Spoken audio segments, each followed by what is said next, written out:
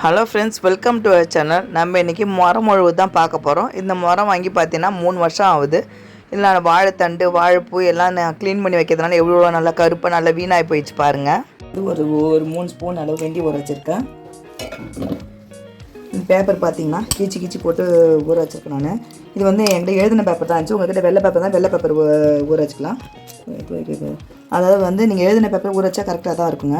இது ஃபஸ்ட்டு நான் வந்து வெந்தயம் போட்டு, இது நான் எப்போ ஊற வைக்கனாக்கா நம்ம தூங்குறதுனாக்கா 3 நாள் நைட்டே ஊற வச்சிடணும். வெந்தயம் போட்டு அரைச்சி எடுத்துக்கணும். அப்போ நான் அது மேலே பேப்பர் போட்டு அரைச்சி எடுத்துக்கிறேன்.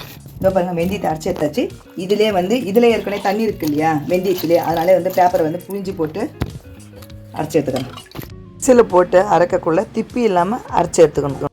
நல்லா நைஸாக வழவழன்னு அரைச்சி எடுத்துக்கணும். நம்ம இந்த முறத்தை பார்த்தீங்கன்னாக்கா தண்ணியில் போட்டு நினச்சி எடுத்து பாருங்கள். 2 முறை தண்ணி போட்டு நினச்சி எடுத்துக்கணும், முன் பக்கமும் பின் பக்கமும். ஏன்னா எதுக்கு தண்ணி நினைக்கிறதுனா அப்போ தான் பார்த்தீங்கன்னாக்கா நம்ம அரைச்சிருக்க பேஸ்ட் பார்த்தீங்கன்னா அந்த மொத்தத்தில் ஒட்டும். இப்போ நம்ம கொஞ்சம் கொஞ்சமாக எடுத்து இதில் பூசலாம்.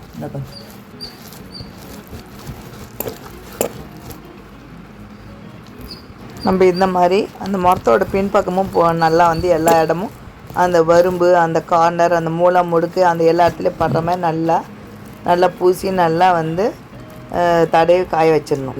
இது காலைல மொரத்தை மொழுவி நான் வந்து வெயிலில் காய வச்சிட்டேன். நான் வெயிலில் காய வைக்கக்குள்ள பார்த்தீங்கன்னா படுத்த மாதிரி காய வைக்கக்கூடாது, கொஞ்சம் நிற்க வச்ச மாதிரி தான் காய வைக்கணும். அப்போ தான் வந்து நம்ம வந்து முறம் மொழுகி இருக்க பேஸ்ட்லாம் பார்த்தீங்கன்னா தரையில் ஒட்டாது.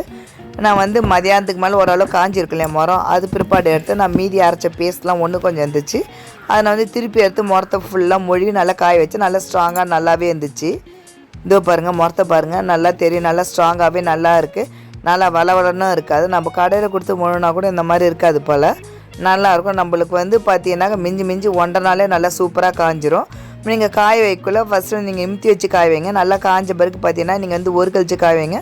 அப்போ திருப்பி வந்து முறத்தை வந்து கவுத்தி போட்டு காய வச்சாக்க நல்லா வந்து எல்லா பக்கமும் நல்லா சூப்பராக நல்லா காய்ஞ்சிரும். அதை இதை மாதிரி நீங்களும் நீங்கள் செஞ்சு பார்த்து எப்படி இல்லை, எனக்கு இதை ஃபஸ்ட் டைம் நான் செஞ்சது.